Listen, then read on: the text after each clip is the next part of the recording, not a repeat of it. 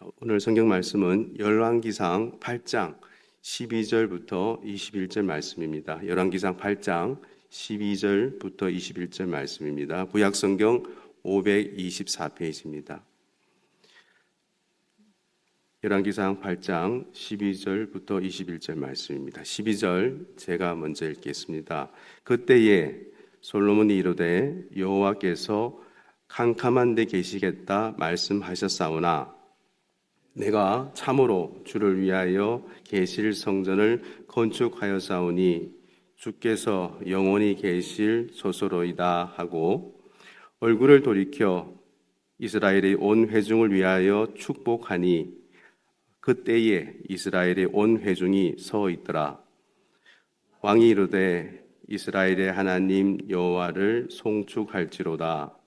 여호와께서 그의 입으로 내 아버지 다윗에게 말씀하신 것을 이제 그의 손으로 이루셨도다. 이르시기를 내가 내 백성 이스라엘을 애굽에서 인도하여 낸 날부터 내 이름을 둘 만한 집을 건축하기 위하여 이스라엘 모든 지파 가운데에서 아무 성읍도 택하지 아니하고 다만 다윗을 택하여 내 백성 이스라엘을 다스리게 하였노라 하신지라.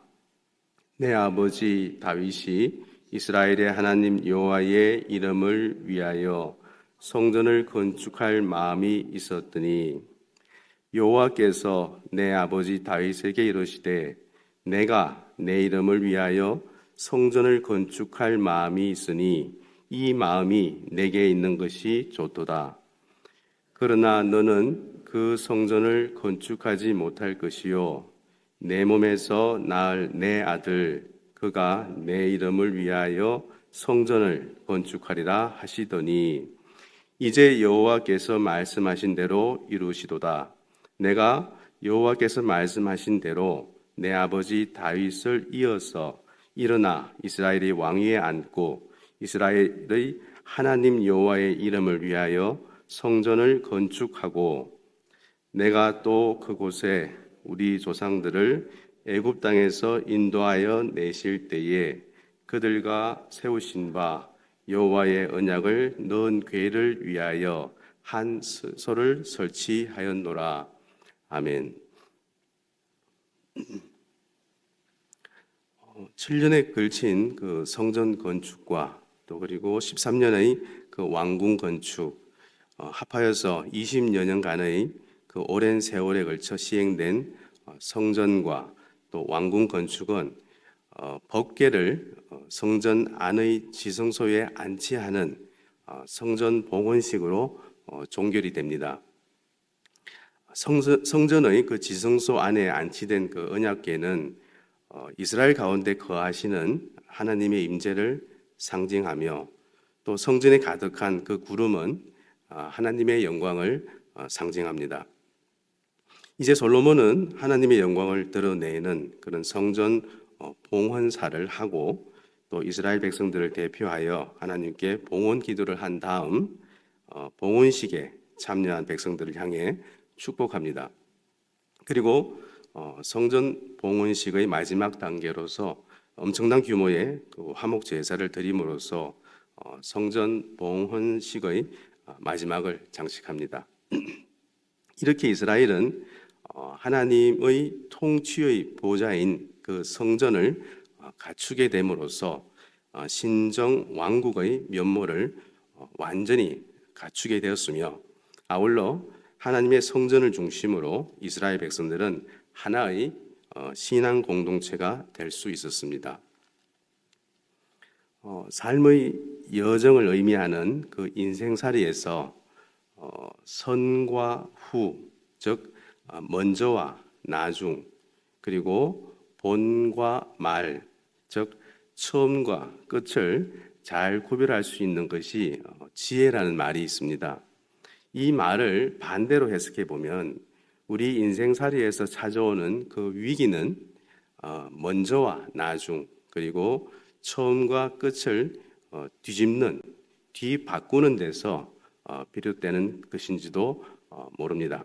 그러나 솔로몬은 8장 말씀의 서두에서 누구를 위한 성전 건축이고 또 무엇이 우선이고 또 무엇이 중심이 되어야 하는지 그 선후와 본말을, 즉 먼저와 나중, 처음과 끝을 놓치지 않았는데, 이 솔로몬이 놓치지 않은 그 핵심된 말씀은 바로 주님이 중심이다였습니다. 고대 사회에서 신전 건축은 왕의 중요한 또 책무이며, 또 그 신전 건축의 그 완성을 축하하는 그런 의식인 그 낙성식은 왕의 치적과 공적을 만방에 알리는 그런 절호의 기회이기도 했습니다. 이렇게 대업인 나라를 세우는 큰 사업을 완성하게 되면 자신이 대단한 사람인 양 어석되는 것이 바로 인지상정이며, 작은 성과에도 생색내는 것이 우리 인간입니다.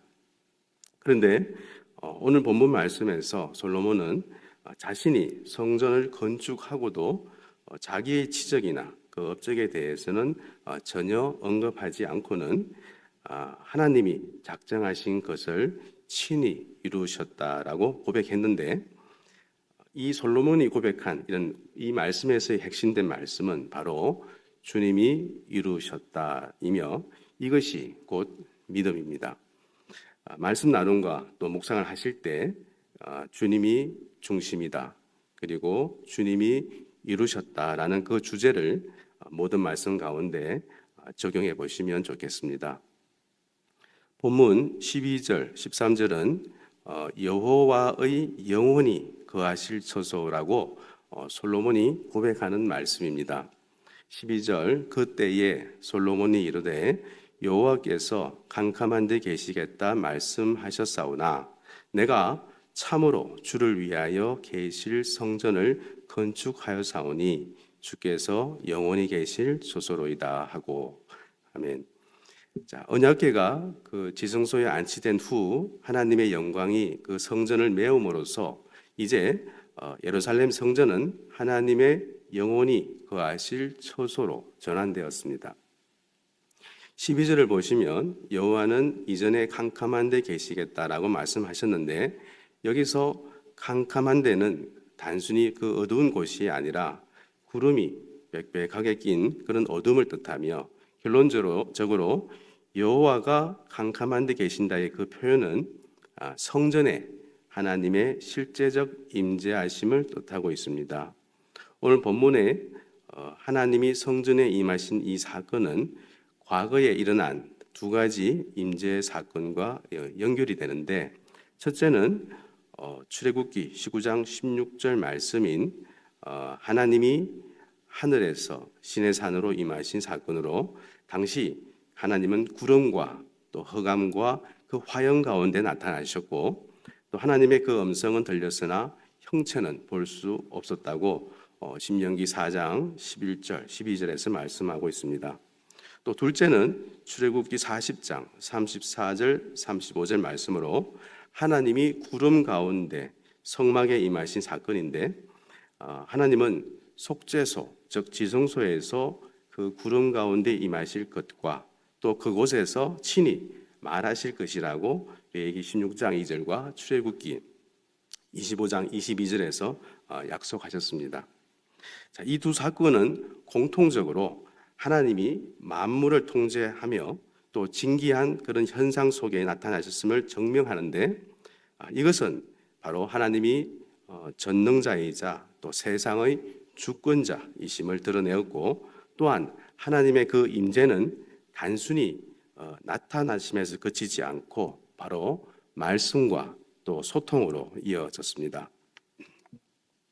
이렇게 인간이 범접할 수 없는 이런 하나님의 임재와 또 말씀을 누리게 된 것은 바로 하나님이 베푸신 그런 일방적인 은혜로만 가능합니다. 자, 이렇게 세월이 흘러 솔로몬이 여호와가 거할 그 성전을 건축했고, 또 약속대로 그곳에 하나님이 친히 임하셨습니다. 성막은 계속 옮겨 다녔으나 예루살렘에 건축된 이 성전은 그 자리에 영원히 머물 것입니다. 하나님이 다윗에게 영원한 왕국을 약속하셨으니 이 성전 또한 하나님의 그런 영원한 거처가 될 것을 고대할 수 있으며 또 오직 하나님만이 변함없는 그런 성전의 주인이십니다. 자, 본문 14절부터 21절은 하나님의 그 임재에 대한 그 솔로몬의 그 화답인 바로 솔로몬이 연설하는 그런 말씀입니다. 먼저 14절부터 19절 말씀입니다. 얼굴을 돌이켜 이스라엘의 온 회중을 위하여 축복하니 그때에 이스라엘의 온 회중이 서 있더라. 15절 왕이 이르되 이스라엘의 하나님 여호와를 송축할지로다. 여호와께서 그의 입으로 내 아버지 다윗에게 말씀하신 것을 이제 그의 손으로 이루셨도다. 이르시기를 내가 내 백성 이스라엘을 애굽에서 인도하여 낸 날부터 내 이름을 둘 만한 집을 건축하기 위하여 이스라엘 모든 지파 가운데에서 아무 성읍도 택하지 아니하고 다만 다윗을 택하여 내 백성 이스라엘을 다스리게 하였노라 하신지라. 내 아버지 다윗이 이스라엘의 하나님 여호와의 이름을 위하여 성전을 건축할 마음이 있었더니 여호와께서 내 아버지 다윗에게 이르시되 내가 내 이름을 위하여 성전을 건축할 마음이 있으니 이 마음이 내게 있는 것이 좋도다. 19절 그러나 너는 그 성전을 건축하지 못할 것이요 내 몸에서 낳을 내 아들 그가 내 이름을 위하여 성전을 건축하리라 하시더니 아멘. 이렇게 성전 완공은 하나님의 약속이 성취되었음을 함축하고 있습니다. 따라서 완공에 이르기까지 하나님이 베푸신 일들은 그런 하나님의 임재를 포함하여 무수히 많았습니다. 14절 말씀에서 하나님의 그 임재에 감격하여 성전을 향해 있던 그 솔로몬은 자신을 마주하고 서 있는 백성에게 얼굴을 돌려 그들을 축복합니다. 특별한 행사에 왕이 백성을 축복하는 일은 의례적인 순수일 것이나 이 백성을 향한 그런 솔로몬의 축복은 바로 출애굽기 39장 43절에서는 성막 축조 후의 그런 모세의 축복, 그리고 역대상 16장 2절에서의 법궤 안치 후 그 다윗의 축복과 하나님의 임재라는 그런 연결고리를 가지고 있는데 이것은 과거 이스라엘 역사 속에 함께 하신 하나님이 지금도 이스라엘과 함께 하심을 상기시키고 있습니다. 자, 15절부터 19절 말씀에서 솔로몬은 이 성전이 철저히 하나님의 절대적인 주권과 약속 가운데 이루어진 것임을 강조합니다. 하나님이 모든 민족 가운데 이스라엘을 택하셔서 이집트에서 건지시고 또 가나안 땅으로 인도하셨습니다. 이스라엘의 12지파 가운데 또 유대 지파를 택하셨고 또 그중 다윗을 이스라엘 왕으로 삼으셨습니다. 다윗이 성전을 짓고 싶다고 하자 이 마음이 내게 있는 것이 좋도다라고 칭찬하시면서도 다윗의 그 아들을 통해서 건축하겠다고 약속하시고 또 실제로 이루셨습니다. 이렇게 하나님께 중요한 것은 이런 집이 아니라 그들의 마음을 원하신 것입니다. 다윗이 할 일이 있고 또 솔로몬이 할 일이 있다는 것입니다. 유능한 왕이라고 해서 그 모든 것을 다 해야 하는 것은 아니며 하나님을 위한 일이라고 해서 서둘러 해야 하는 것도 아니며 바로 하나님의 그 때에 하나님의 사람에 의해서 이루어지게 해야 함을 교훈하고 있습니다. 마지막 20절, 21절 말씀입니다. 20절 이제 여호와께서 말씀하신 대로 이루시도다. 내가 여호와께서 말씀하신 대로 내 아버지 다윗을 이어서 일어나 이스라엘의 왕위에 앉고 또 이스라엘의 하나님 여호와의 이름을 위하여 성전을 건축하고 내가 또 그곳에 우리 조상들을 애굽 땅에서 인도하여 내실 때에 그들과 세우신 바 여호와의 언약을 넣은 궤를 위하여 한 처소를 설치하였노라. 아멘. 다윗이 바라던 그 성전은 그 아들을 통해 짓겠지만 그곳은 자신의 이름을 둘 곳으로 제한하십니다. 이렇게 하나님은 성전 안에 거하시지만 결코 성전이라는 공간에 갇힐 수 없는 자유의 하나님이시기 때문입니다. 그래서 솔로몬도 성전이 여호와의 이름을 위한 곳이며 또 언약을 넣은 궤를 보관할 처소일 뿐이라고 말했습니다. 이렇게 성전은 무너질 수 있지만 하나님은 언제든 위엄과 그 영광 중에 계신 초월자이심을 기억해야겠습니다. 말씀을 정리하겠습니다. 솔로몬이 성전 건축을 완성한 후 하나님의 언약궤가 성전으로 들어왔습니다. 언약궤는 하나님의 임재의 상징으로서 비로소 성전이 완성되었음이 이렇게 선포됩니다. 이제 솔로몬은 백성들에게 이 성전이 지어지기까지 있었던 일을 이야기하는데 본래 성전은 하나님께서 다윗에게 주신 명령이었습니다. 다윗은 어떻게든 성전을 짓고자 했지만 하나님께서는 다윗이 아닌 솔로몬이 완성하실 것이라고 말씀하셨는데 그 이유는 다윗이 너무 많은 피를 흘린 까닭이었습니다. 결국 하나님의 뜻대로 솔로몬 시대에 성전이 완성되었고 또 솔로몬이 이러한 지난 일을 백성들에게 이야기한 그 이유는 모든 것이 하나님의 그 섭리와 계획대로 이루어졌기 때문입니다. 다시 말해서 솔로몬에게 그 성전 건축은 단순히 중요한 건물을 짓는 일이 아닌 바로 하나님의 그 세밀한 그런 섭리의 성취를 의미했던 것입니다.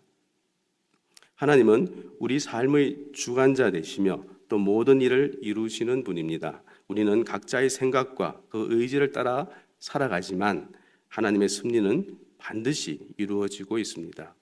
그러므로 모든 일의 결과를 하나님께 맡기는 그 믿음이 필요합니다. 하나님은 세밀한 손으로 여러분을 이끄십니다. 혹시 힘들고 그 어려운 가운데 있을지라도 그 하나님의 섭리를 의지하는 여러분이 되시길 바랍니다. 그리고 그리스도의 삶에 감격이 있는 그 이유는 하나님의 손길을 느낄 수 있기 때문입니다. 내 생각과 내 의지로 살아온 것 같은 그 기억들이 사실은 하나님의 은혜로 이루어졌다는 것을 발견하게 되고 또 나아가 앞으로 일어날 일에 관하여 하나님을 향한 그런 신뢰를 얻게 됩니다. 또한 그 은혜의 기억이 모여서 바로 우리 믿음이 전차 견고해질 것입니다. 오늘 말씀을 통하여 솔로몬처럼 각자의 인생을 주관하신 그런 하나님의 은혜와 또 섭리를 고백하고 함께 기도하는 그런 삶이 되길 바랍니다. 개인적으로 묵상하시겠습니다.